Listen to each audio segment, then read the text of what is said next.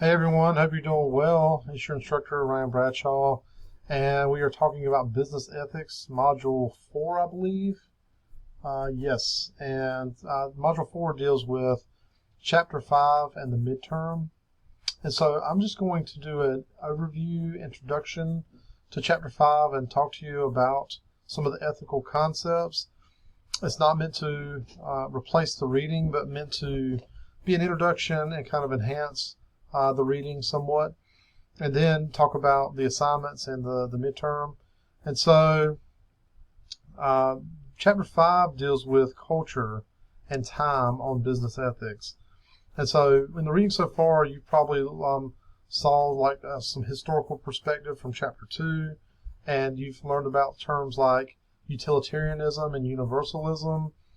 And I can talk to 1,000 different people on their views on universalism and utilitarianism, and I'll get 1,000 different replies on how they feel about it. You know, some people feel like if one person is harmed, then we shouldn't do it, and other people feel, well, you know, the needs of the many outweigh the needs of the few. So if a few people are inconvenienced by something that we do, then that's just tough. We have this thing in the United States called eminent domain. Eminent domain is where the government can seize private property for public use. And so if I have land, I've got 100 acres of land that I enjoy. It's nature. I'm trying to preserve it. I've had it in my family for generations. But the government says, I want to put in a highway. It's going to cut right down the middle of your land. We will seize it and pay you a fair market price, and there's nothing you can do about it. Is that ethical? Is that the needs of the many that need the highway, does that outweigh my needs of the few and my need to protect and preserve my private property? And so you can see where the idea of studying ethics has merit and value. And so we're going to talk a little bit about how ethics have evolved over time, and ethical relativism, which is where depending on where you're at in the world and the time that you're at, something may be considered ethical or unethical based on your society that you're in. And so the way, there are some universal ethics, at least I believe there are, meaning that we all should know that hurting other people is wrong. Lying, cheating, stealing, killing, harming someone, those seem to be universally known ethical things, and that I would hope that most humans implicitly know that, or intrinsically know that I shouldn't hurt somebody. Has that always been the case, or has it been such that at certain times throughout human history it was a norm and not considered unethical to kill people or to allow people to kill each other? And so I think the answer is yes, it's been a norm in the past. If you go back to like the Colosseum and watch the gladiators fighting each other, that was a norm for them to murder each other. And so I think we've hopefully evolved somewhat since then.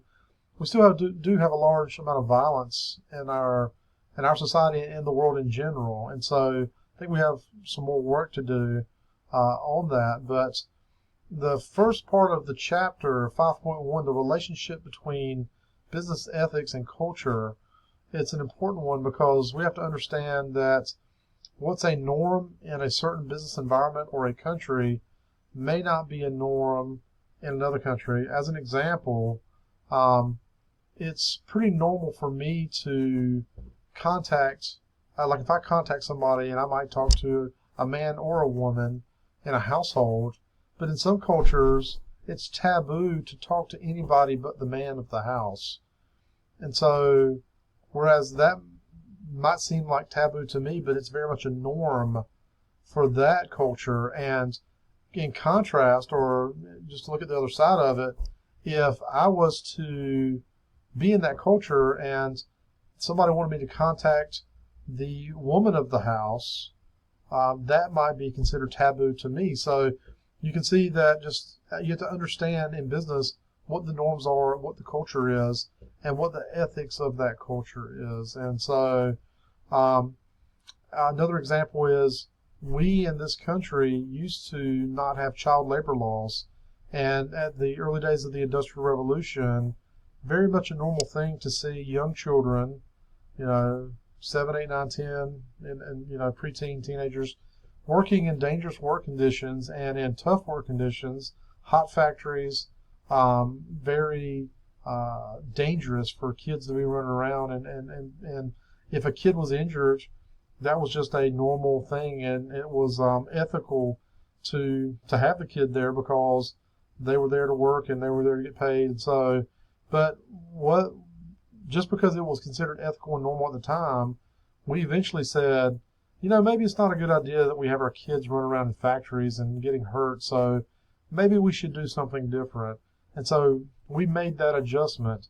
In the 5.1, it says culture has a tremendous influence on ethics and its application in business setting. In fact, we can argue that culture and ethics cannot be separated because ethical norms have been established over time by and make sense to people who share the same background, language, and custom.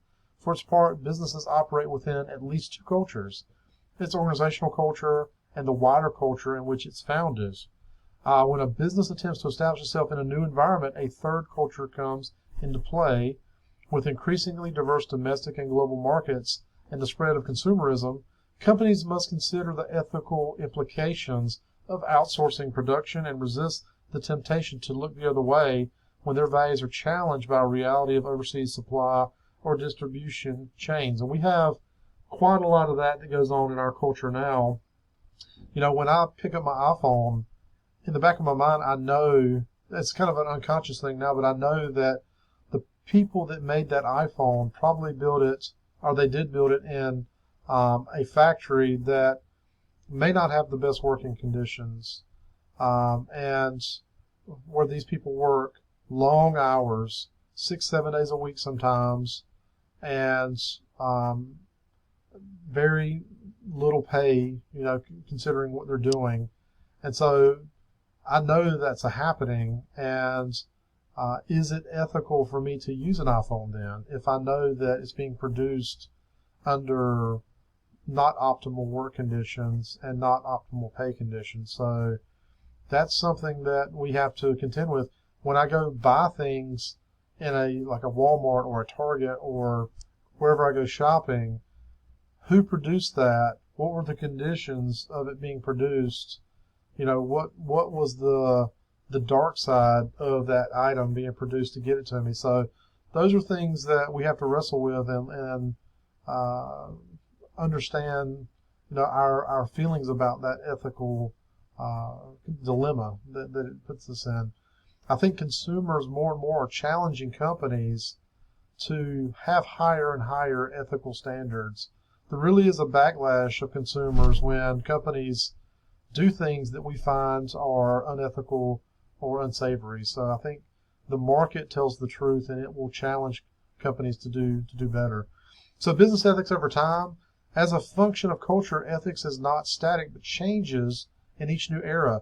Technologies are driving force in ethical shifts, as we can see in tracing changes from the age of mercantilism to the Industrial Revolution to the post-industrial era and to the information age. Some of the most successful recent efforts to advance ethical practices have come from influences outside industry, including government regulation and consumer pressure.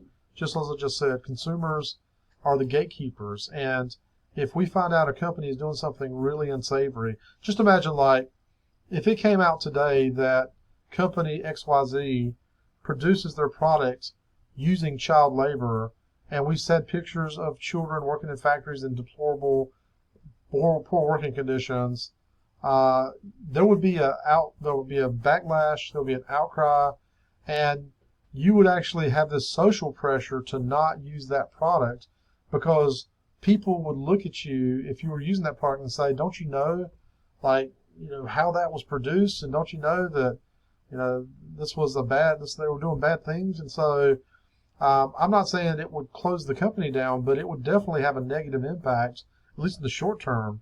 And so businesses have this need in order this existential need to survive. In order to do that, they've got to comply with regulations. They've got to comply with consumer pressure. Otherwise, they're going to be out of business. The 5.3, influence of geography and religion. Businesses is primarily about relationships with employees, business partners, and customers and clients. Ethical standards and practices governing these relationships depend on the government they exist in and an environment that in turn depends on additional factors such as geography and religion. Religion's role in business is less certain today. We are perhaps more likely to see a universal secular code of ethics develop than to see a religion serve as common ground for different cultures to come together. Most of the businesses I interact with don't have a religious undertone. Some do. I think, there's a reason we don't talk about politics or religion in polite company. It's because you could say something that you perceive as benign, but it could be inflammatory to someone else.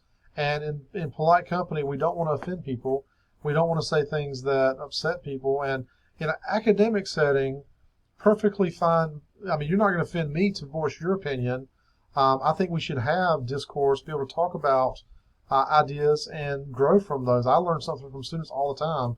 But in business, I think it's probably best to stay between the lanes, so to speak, because if you came out and said, I happen to believe in Satanism as an example, and that was your religious beliefs, how do you think a lot of the public would react to that? Some might say, cool.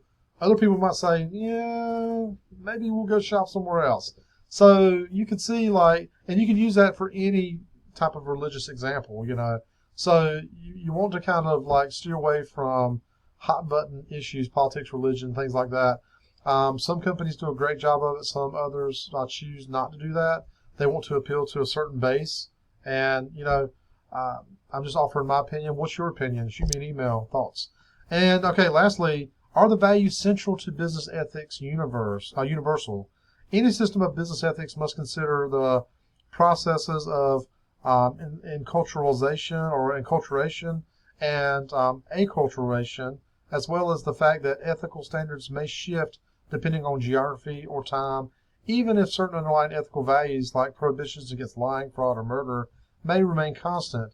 It's usually in a business's best interest to promote human flourishing within the organization, providing comprehensive training along a humanistic business model, which applies to the social sciences to ensure profitability and responsibility in an organization, as well as happy, productive employees. So generally speaking, you want to do things that appeal to people and appeal to their culture, meet them where they're at, and have this ethical relativism where there's no purity test per se, meaning that just because you view the world a certain way, which is your right to do, you're an individual, doesn't mean that you have to apply your ethics to others, and you should understand that others may view your particular thoughts and ideas as being taboo, offensive. That's okay. But understanding in a business environment, you want to be adaptable and be able to serve a customer where they're at and understand that they may have contrarian beliefs to what you do. Perfectly okay. So this was meant to be just an introduction to the reading. I would encourage you to go back and do the actual reading in the chapter. And I do want to mention the assignments. As a part of this chapter, you see here we've got some workers producing shoes in a factory. And there's some reading that goes along with this, talking about Nike. So go into Moodle, read this, and reply to those 3 questions. And then the midterm is an essay-based midterm. For the midterm exam, please address the following. The response should be 75 words for each of the following questions. So why do ethics matter in the workplace? And if a company is solely designed to make profits for shareholders, why should a company be concerned with ethical matters? And so I want to get your subjective thoughts on this. Make sure you follow the Word guidelines there. Make sure it's a Word document or PDF. No pages or other document formats will work. If you have any questions, please send me an email. Look forward to talking to you again in the near future. Have a great Veterans Day. Thank a veteran, and I'll talk to you soon. See you, everybody.